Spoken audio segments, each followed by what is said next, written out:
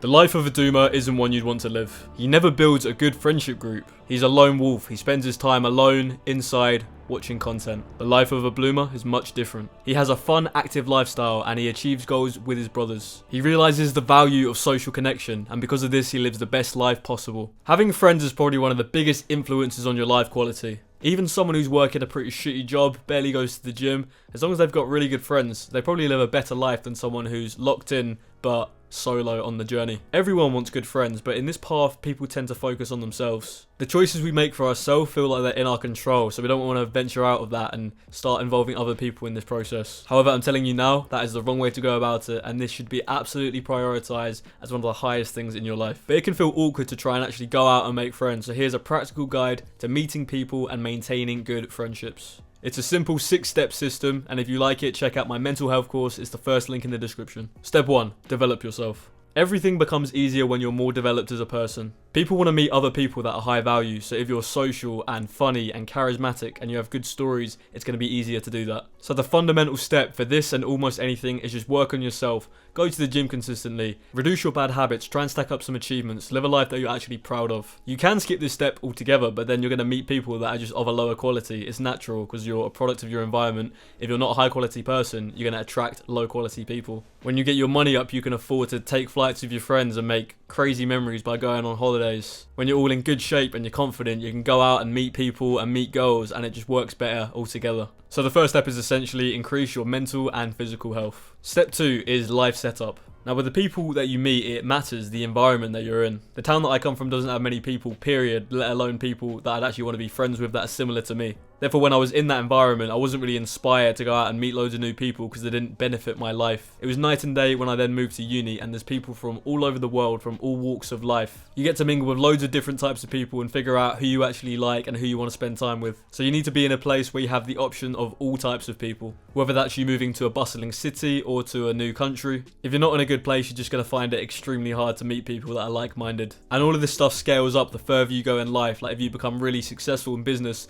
you might want to meet like-minded people, so it makes sense to move to Dubai, where a lot of business people are. If you really want to experience freedom and to become more yourself, you might go to Southeast Asia, a place like Bali or Thailand, and so you'd move here to meet more like-minded individuals that are on the same wavelength. If you're trying to experience freedom, but you're in the West, like in England, and everyone's working a 9 to 5 and can't live the same sort of lifestyle that you want, then you can't grow with them the same way that you would in a place like Bali, where everyone's living the same life that you want to live. There's also practical things when it comes to setup. So if you live somewhere that's a bit remote, you might need to have a car, otherwise it's going to be really hard to actually meet people. You also want to be making a bit of money so you have the funds to actually go out and do stuff. It doesn't need to be a crazy amount, but if you've got no spending money, it's hard to do all the social things that you'd actually want, so having just a bit that you can spend is helpful. So yeah, being in the right location, having transport so you can do stuff consistently, and having enough money where you can actually go out and do stuff, that is the second step you're going to follow. The third step is hobby maxing.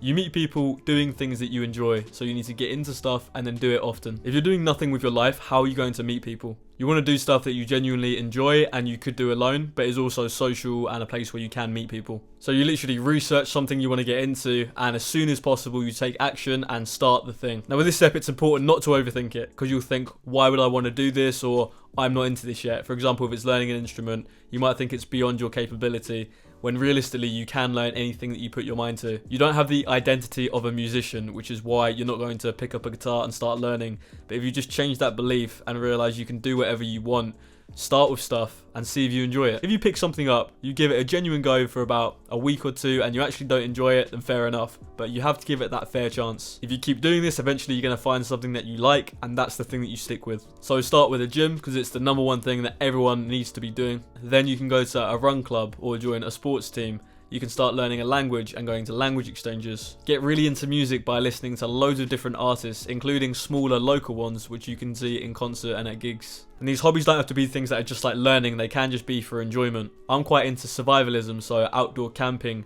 cooking outside, making fires. When you do this, it allows you to just play outside like a child. It's a more enjoyable way to pass time than doing bad habits like doom scrolling, which is just a vacuum of time where you can't really meet people. It saps your attention, it makes you make worse decisions because it takes the part of your brain that can pay attention in a long form format and disrupts it. After building up a bunch of hobbies, your day should be dedicated to doing things you enjoy and which also brings you closer to your goals. This will make your entire day productive, because productive isn't just work output. Productivity is things which give you the best life overall, so having good friends is a part of having a good life. Getting sunlight and sleeping right and feeling healthy is all part of a good life. It's not just work all the time. And yeah, the real key is just to become obsessed and interested with stuff. I picked up Duolingo for years trying to learn Spanish, but that wasn't me giving it a real good go. I got myself obsessed with the idea of traveling South America, going to these places, being able to interact with people in Spanish, being able to watch movies and TV shows. I've now started studying seriously by taking the recommended steps, learning the grammar of the language, speaking more, going to those language exchanges that I mentioned where you can practice your speaking and listening skills. So try not to half-ass it with these hobbies, set big goals, work consistently towards it, and find something social like a group of people which have the same interests and the same goals as you, and you can work towards it together. So now you have an excellent foundation. You have developed yourself as a person, you have your life set up, so you have opportunities, and you have a lot of hobbies and interests which you can spend your day on. So you can get rid of all the bad habits and start doing all of these good things to have your life compound over time. Step 4, speak to everyone. Now everywhere that you go, you're just going to strike up conversations, even if it's casual or it can go more deep, and just be a social, friendly person. Honestly, just fake it till you make it with confidence, because that's the only way you're going to get it. If right now you're not confident and you want to be confident, first you have to pretend to be confident. It's like when you're going to sleep, you first have to pretend to be asleep, and then eventually you'll be asleep. Now there's some environments where it's easier to have a conversation. If you're just out on the street to a random person, it's a bit weird because there's no real community there. You're just, you know, two strangers in the world. If you're both at the gym, it's better, but it might still be a bit awkward because you're kind of doing your own things. You might have earphones in. You still should try and talk to people, but it's just an average way to meet people. And then when you're classmates or colleagues, you're expected to speak to each other, and a lot of people end up finding like romantic partners through that, or good friends through their work, just because you're in close quarters to each other and you probably have a lot in common. If you're working or have school at the same place, you got the same location, the same sort of life trajectory. Knowing this, you should try and be in the best environments where there's a sense of community and it's a bit smaller of a community than something like a large gym with hundreds of members. Doing a sport, especially one like fighting, is what's best for this. And I give this advice all the time quite repetitively, but it's just the easiest way to explain it, because physical fitness is one of the easiest ways to meet people. It's also something that's accessible to everyone, and it's what I have experience with. But whatever your niche, whatever your personality, you can become more interested in that and take steps to develop yourself in that passion that you have. And you don't have to have the perfect conversation every time. Just let this be natural. The worst thing you can do is overthink, because that's when it starts to become unnatural. You just want to talk about whatever's going on, make observations, ask questions, and get to know people. It's called social skills because it's a skill. It's a thing which you can level up by just practicing.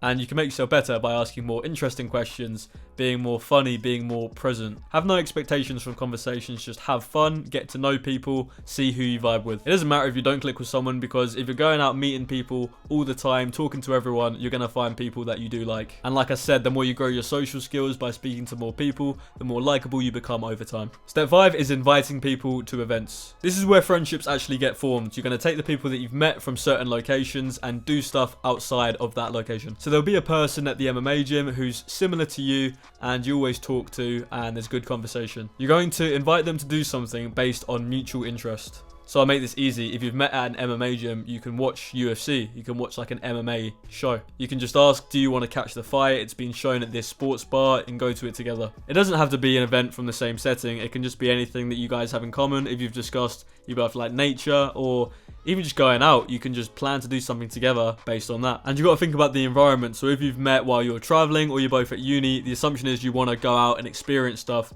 So you can invite each other to nights out, or like I say, experiences, going out to do things. That's because when you're a student or you're traveling, you want to meet people and get to know the area. If it's a bit more grown up, professional, you've met at work, it could just be going out for drinks or a coffee, or whatever. If you're living a fun enough life already, then this is easy because you should already be doing stuff. Every couple of weeks you should be going to a beer festival or ice hockey game. You should be going to gigs. You should be going to another city. And you can just slip it into the conversations. You can just say, oh yeah, me and my friends are doing this. If they say it's fun, you can just invite them along. Some things are universal, just going to get food or a coffee or something like that. And once you meet at a different location, it's not just someone that you know from this place because you go to the same place. You've actually agreed to go somewhere else, and so it becomes more of a friendship. Little bonus tip, this is how to invite a group of people to do something. So once you've done this for a while, you've got multiple friends and you can start to form a friend group by inviting everyone to do an activity together. It's easier to invite someone to group stuff because it's more fun and there's less pressure for the person to talk. You're in a group so everyone's talking and you can just relax for a bit or talk more if you want to. Sometimes you want to host something with a fairly new group with people you're not as close to yet. This can happen when you're new in a certain environment. The best way I'll explain it is with when you first start university. So when you turn up for university, nobody knows each other. You move in all as strangers and then you become a group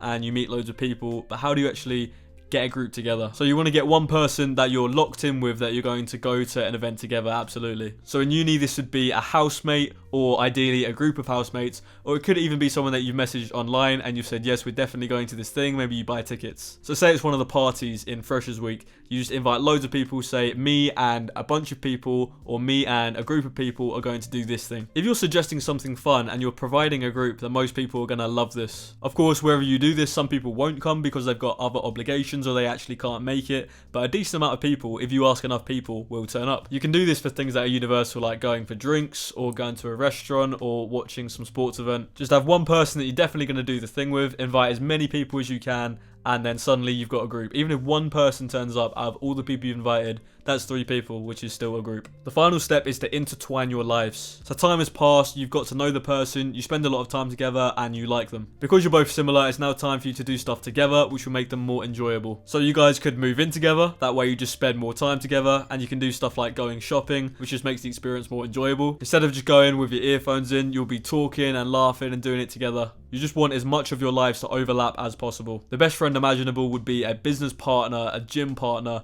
someone to experience life with. Someone where when you have a cool idea of something you want to do spontaneously, they're down for it. They match your energy. At a lower level, this is someone that you go to the pub with, that's a drinking buddy. At the higher level, this is a business partner, someone that you travel with, someone that makes your life better, and someone that challenges you. You see the difference now of when you're going about things alone as a lone wolf. It's completely different energy. You want to be super social, and when you have connections with people that are goal-striving individuals like yourself, you make way faster progress because you're pushing and motivating each other, but it's also more enjoyable because you're just joking together. The world basically becomes your oyster when you have a successful mindset and you surround yourself with other people that also have a successful mindset and you start to build stuff together. And that is how you can meet more people and develop good friendships. Guys, self-improvement is broken because people give the same bog standard shitty advice that's generic and doesn't really work. I've really tried to make these things retard proof so they can't fail for anyone and they're effective. Earlier I mentioned my mental health course, which has topics like this and loads of other stuff,